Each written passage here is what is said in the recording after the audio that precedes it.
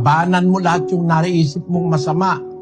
Huwag kang papayag yung idinidikta ng masama kasi si Satanas lang naman ang hindi nag-iisip ng kabutihan mga anghel ng demonyo.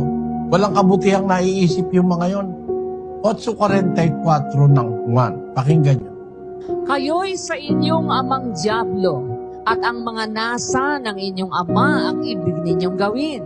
Siya'y isang mamamatay tao buhat pa ng una, at hindi nananatili sa katotohanan, sapagkat walang katotohanan sa kanya. Katotohanan sa kanya.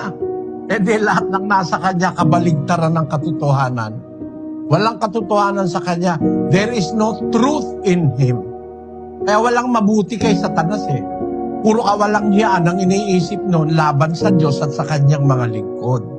Kaya kung nakakaisip ka ng mabuti, pasalamat ka sa Diyos, hindi sira ulo mo.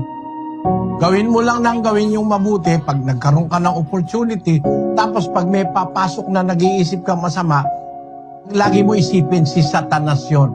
Sabihin mo na lang, sa pangalan ni Jesus na taga Nazaret, layuan mo ako, Satanas. Yun ang sasabihin mo. Eksakto yun ang sabihin mo. Sa pangalan ni Jesus na taga Nazaret, layuan mo ako, Satanas. Lalayas yung mga